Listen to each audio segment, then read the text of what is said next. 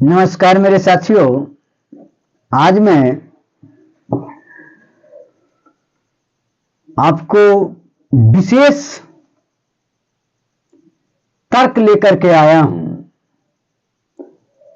समाज में किस तरह उथल पुथल होता है, नए कार्य करने के लिए इंसान को कितना बैरियर को पार करना पड़ता है। जब आप कोई भी नया काम करने चलिएगा तो समाज में तकरार होता है और समाज में जितने भी कम है सब कम एक दूसरे पर हावी होता है और अपने जड़ता को मजबूत रखना चाहता है, अपने पूर्व स्थिति को कायम रखना चाहता है।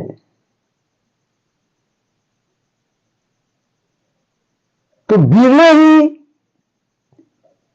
इस संघर्ष से, इस बैरियर से, चुनौती से, चैलेंजेस से लड़कर के अपने अंतरात्मा में छुपी हुई सिद्धांत को इस धरातल पर ला पाता है।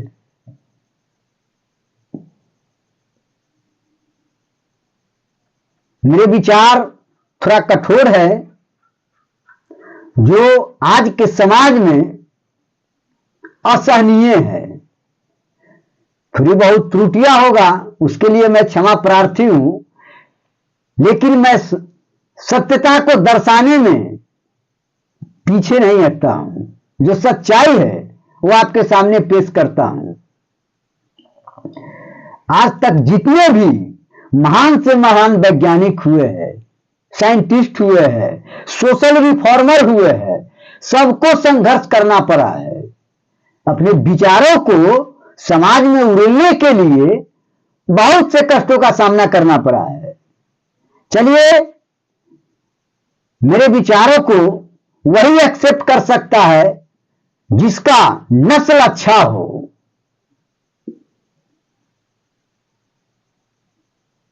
जो बुरे नस्ल का होगा वो मेरे विचारों को एक्सेप्ट नहीं कर सकता है, मेरे विचारों को नहीं समझ सकता है, क्योंकि उसका फोरसाइट माइंड अभी तक अडेप्ट नहीं किया है जो मेरे विचारों को समझ सकता है।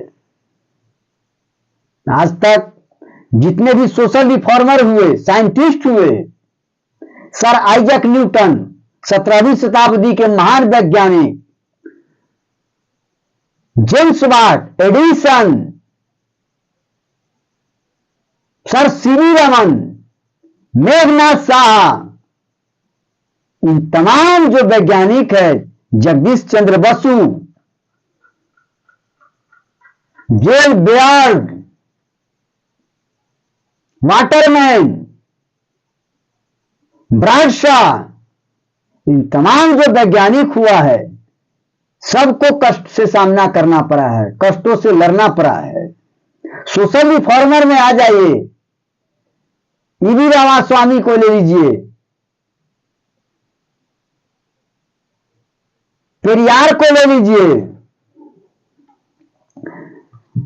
ज्योतिबा फुले को ले लीजिए, सावित्रीबाई फुले को ले लीजिए, अंबेडकर जी को ले लीजिए, कबीर को ले लीजिए,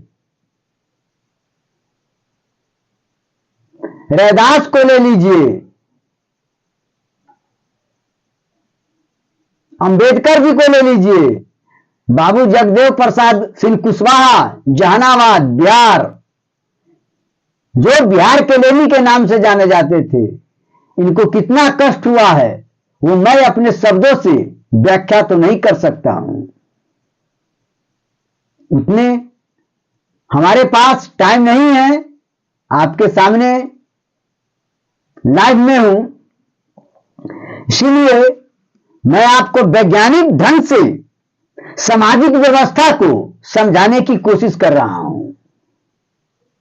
सामाजिक व्यवस्था और न्यूटन का पहला नियम, न्यूटन को वैज्ञानिक दृष्टि से मत देखिए, वो इस सृष्टि का अंतिम सोशल रिफॉर्मर थे। कैसे, वो मैं आगे व्याख्या करने जा रहा हूं। पूरी वीडियो को देखने की कोशिश कीजिएगा और देख करके शेयर भी कीजिएगा। अच्छा लगेगा तो शेयर भी करने की कोशिश कीजिएगा।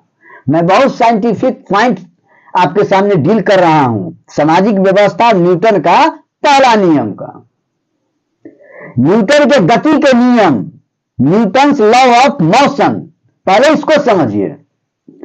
गति के नियमों का सबसे पहला सर आइजैक न्यूटन ने सन 1687 में अपनी पुस्तक प्रिंसिपिया में प्रतिपादित किया था। इसीलिए इस वैज्ञानिक के सम्मान में इन नियमों को न्यूटन के गति नियम कहते हैं, गति नियम कहते हैं। तो गति के, न्यूटन के गति के नियम क्या है थोड़ा समझिए। प्रथम नियम, फर्स्ट लॉ, प्रथम नियम, फर्स्ट लॉ क्या है? कोई वस्तु विराम की अवस्था में है, कोई वस्तु विराम की अवस्था में है तो वह विराम की अवस्था में ही रहेगी। और यदि वह एक समान गति से किसी सीधी रेखा पर चल रही हो तो वह वैसे ही चलती रहेगी जब तक कि उस पर कोई बाहरी बल लगाकर उसकी अवस्था में परिवर्तन न किया जाए। ध्यान दीजिए, अर्थात सभी वस्तुएं अपनी प्रारंभिक अवस्था, पूर्व अवस्था को बनाए रखना चाहती है। इसका एक गुण होता है, एक वर्चू होता है, एक यूनिवर्सल ट्रूथ है। समझ रहे बात को ना? वस्तुओं की प्रारंभिक अवस्था, विराम अवस्था या गति की अवस्था, ध्यान दीजिए, में स्वतः परिवर्तन नहीं होने की प्रवृत्ति को, नहीं होने की प्रवृत्ति को जड़त्व, इनर्शिया कहते हैं। क्या कहते हैं? इनर्शिया कहते हैं, जड़त्व। यही जड़त्व जो है आज समाज में एक दूसरे से हीन दृष्टि, हीन विचारों को जन्म देता है। आगे मैं समझाऊंगा, क्लियर कट में आपको समझाने की कोशिश करूंगा।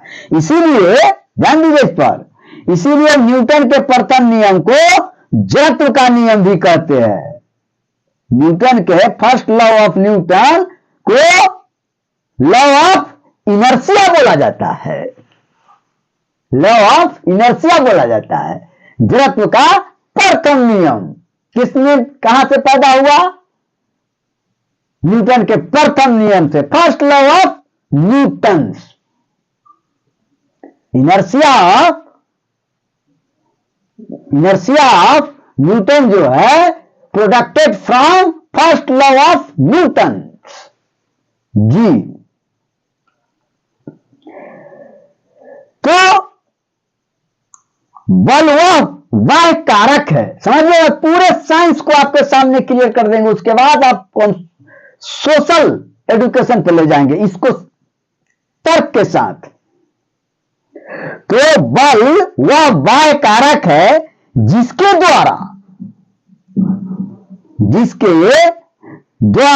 किसी वस्तु की विराम अथवा गति की अवस्था में परिवर्तन किया जाता है। अतः प्रथम नियम हमें बल की परिभाषा, डिफिनेशन ऑफ फोर्स देता है।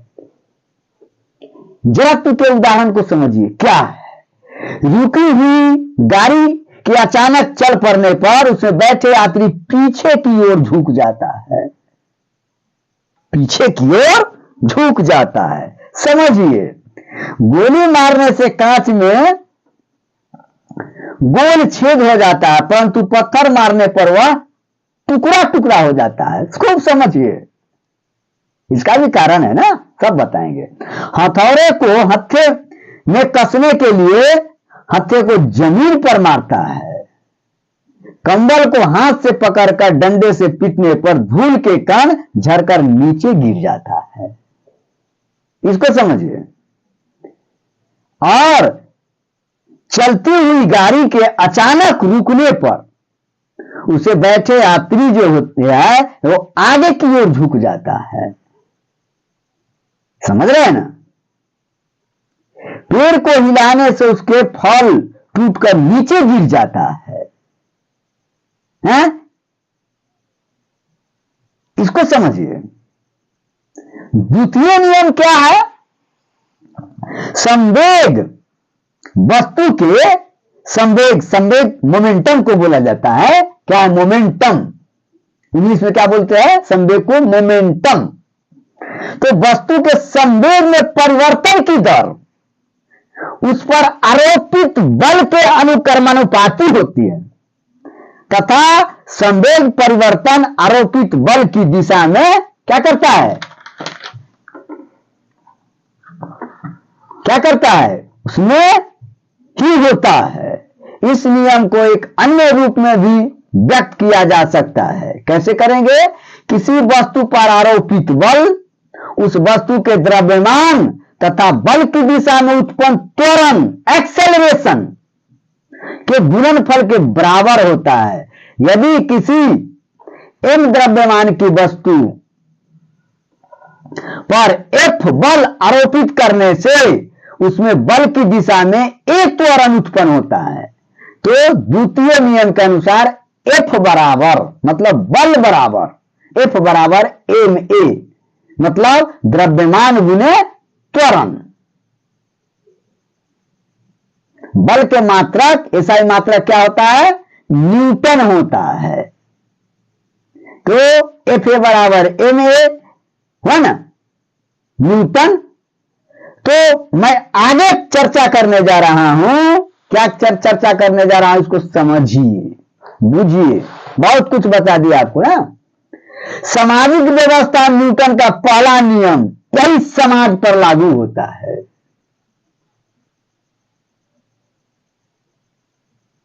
यही समाज पर लागू होता है। क्या लागू होता है? पढ़ाए ना आगे। न्यूटन का पहला नियम जड़त्व का नियम बताता है कि कोई वस्तु अपनी स्थिति विराम या गति तब तक नहीं बदलती जब तक बाहरी बल न लगे। सामाजिक संदर्भ में समझिए। अब इसको सामाजिक संदर्भ में समझने की कोशिश कीजिए। यह नियम दर्शाता है कि रूढ़िवादी समाज जड़त्व बिना किसी बड़े बाहरी बदलाव, वैचारिक क्रांति या बाहरी हस्तक्षेप या बाहरी बल के अपनी पुरानी परंपराओं और स्थिति में बने रहते हैं। कहने का मतलब यह है कि आप समाज में एक नए ज्ञान, नए विचारों को जन्म देंगे तो हो सकता है आप पर कोई वार करेगा, क्योंकि कोई भी वस्तु, कोई भी इंसान को अपने पूर्व अवस्था में रहने के आदी है। वो आदी हो चुका है, दास्ता को स्वीकार कर चुका है। उसको एकाएक उठाने में बहुत कष्ट होता है और इस स्थिति, एक स्थिति से दूसरे स्थिति में जाने के लिए शिक्षा की जरूरत है, ज्ञान की जरूरत है, टेक्नोलॉजी की जरूरत है। आज सामंतवादी ताकत सामंतवादी स्थिति को बरकरार रखना चाहता है, ब्राह्मणवादी ताकत ब्राह्मणवादी स्थिति को बरकरार रखना चाहता है, पाखंडवादी पाखंडवाद को बरकरार रखना चाहता है। उसका एक जड़त्व है। मनुवादी विचारधारा का वो दास हो चुका है, गुलाम हो चुका है। उस स्थिति से वो नई स्थिति में आना नहीं चाहता है। जो पाखंड फैला करके जिया है, झूठ सच छल बहुरुपया ज्ञान को हासिल कर करके जीवन भर जिया है, उसको आप अपने ढंग से नहीं बदल सकते हैं। ये जड़त्व का दिया हुआ श्राप है।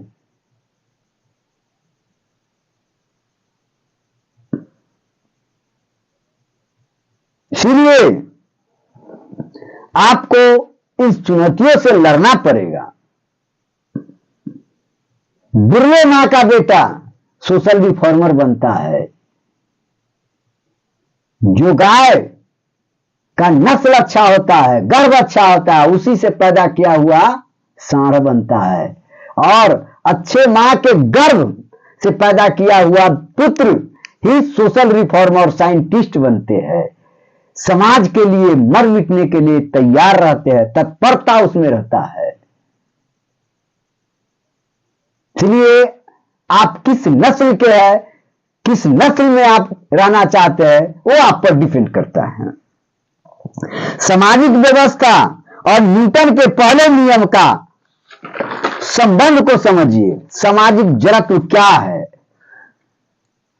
सोशल इनर्शिया क्या है, सामाजिक जड़त्व। जिस तरह एक स्थिर वस्तु स्थिर रहना चाहती है, उसी तरह समाज अपनी स्थापित मान्यताओं, परंपराओं और संरचना जैसे जाति प्रथा या पितृसत्ता में बना रहना चाहता है। जब तक कोई बड़ी घटना या नया विचार नहीं आता, समाज बदलने का विरोध करता है। आप कोई भी अच्छे ज्ञान को लेकर के जाइएगा तो बहुत विरोध पैदा होगा। आप समाज में अच्छा काम करने जाइएगा, एक से एक bad element, social anti corruption जो है, सोशल बैड एलिमेंट, समझ रहे हैं ना, ये आपको तरह तरह का मनवादी, सामंतवादी, पाखंडवादी विचारधाराओं से आपको डैमेज करना चाहेगा। ये आर्यों का पैदाइशी, आर्य का दिमाग लगाएगा, छल परपंच बहुरूपा झूठ सच आपके ऊपर थोपेगा, समाज में आपके छवि को खराब करना चाहेगा। एक पाखंडवाद झूठ सच बोल करके तरह तरह का प्रोपगेंडा तैयार करके आप पर थोपेगा, समाज में गलत रूमर आपको देगा, फैलाएगा, आपका छवि को निगेटिविटी करना चाहेगा। इसका पैदाइशी कुछ अलग होता है, जनरेशनी अलग है। यही है जड़त्व, अपने अपने वंशावली जड़त्व को छोड़ना नहीं चाहता है, एक समतामूलक समाज का निर्माण होने देना नहीं चाहता है, बंधुत्व की भावना को उजागर होने नहीं देना चाहता है, भातृत्व प्रेम क्या होता है उसको वो धरातल पर आने नहीं देना चाहता है।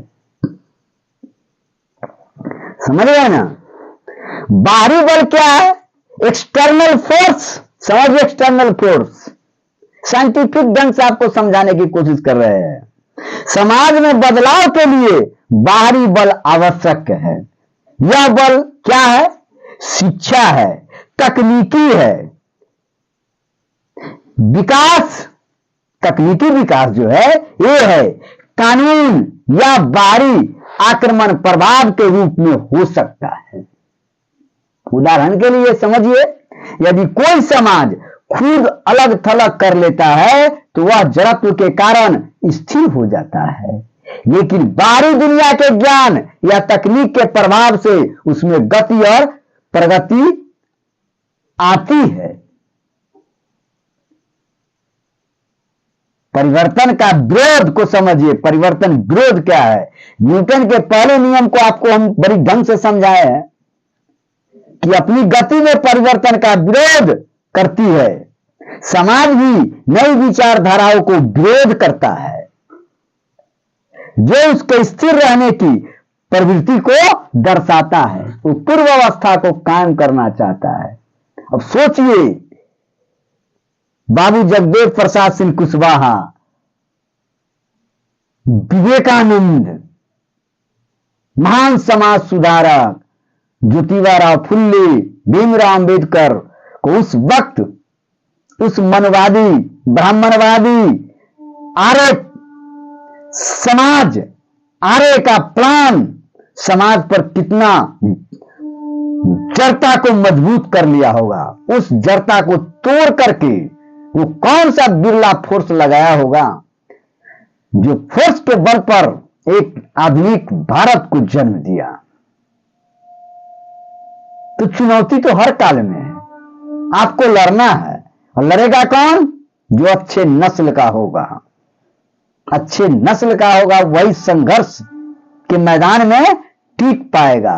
ऐसे तो कीड़ा मकोड़ा बहुत आता है जाता है, धरती पर आते रहता है जाते रहता है। कुत्ता बिलाई की तरह बच्चा पैदा करेगा, 2 अक्षर शिक्षा देगा, बात खत्म है। फिर वो दगला उसका देगा। गाय भैंस की तरह बच्चा देते रहे, पालते रहे, बियाते रहे और पाल खाते रहे, यही इसका संस्कार है। इसी का नाम है दलित। दलित कोई दूसरा नहीं होता है। कितने महापुरुष आए,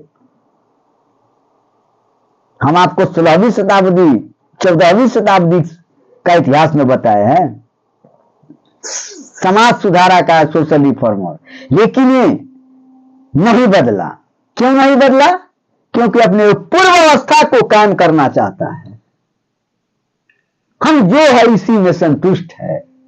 I am satisfied yet climate environment, इसी में सेटिस्फाइड है हम। बस थोड़ा बहुत हाथ पैर इधर उधर मारा, फिर अपनी जगह पर चला जाता है। इसीलिए जब तक इंसान में शिक्षा नहीं प्रवेश करेगा, वो शिक्षा नहीं जो नीतीश कुमार ने 20 वर्षों में दे चुका है, ये शिक्षा नहीं चलेगा। उसके लिए फॉरसाइट एजुकेशन की जरूरत है। चलिए मैं इसी के साथ अपने विचारों को विराम देता हूं। जय हिंद, जय मूल निवासी, जय बहुजन समाज।